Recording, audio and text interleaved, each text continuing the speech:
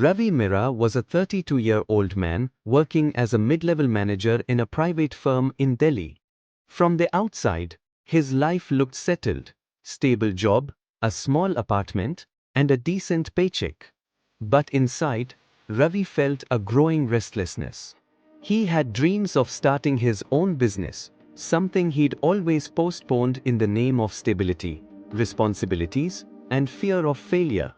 Every evening after work, Ravi would sit on the same wooden bench at the small park near his apartment.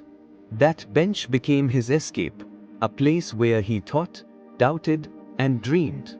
One evening, as the sun dipped below the trees, an elderly man sat beside him. He wore a simple shirt and trousers, his hands were weathered, and his eyes held a quiet wisdom. "You look deep in thought," the man said with a gentle smile. Ravi chuckled lightly.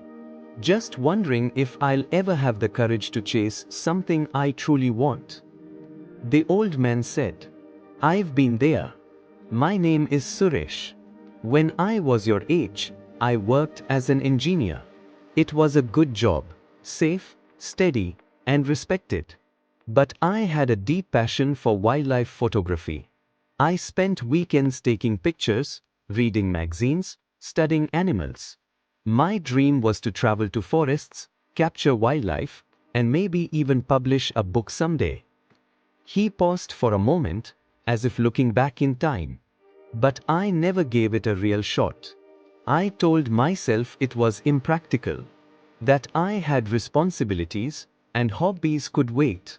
So I kept it on the side, squeezed into weekends that got busier and shorter as life went on. 1 year turned into 10, then 20, and eventually, the camera gathered dust." Ravi listened silently. "I still have those photos.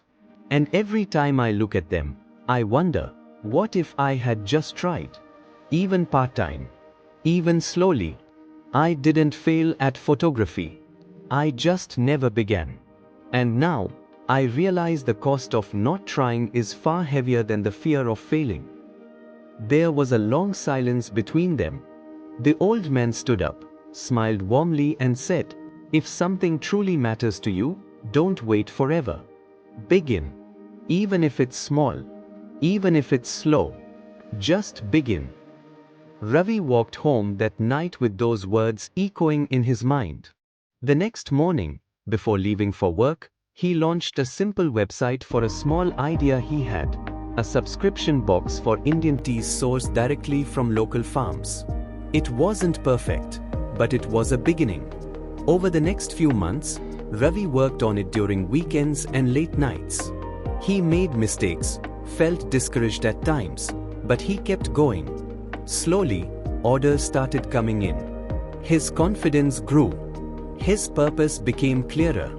2 years later, Ravi left his corporate job to run his tea business full-time.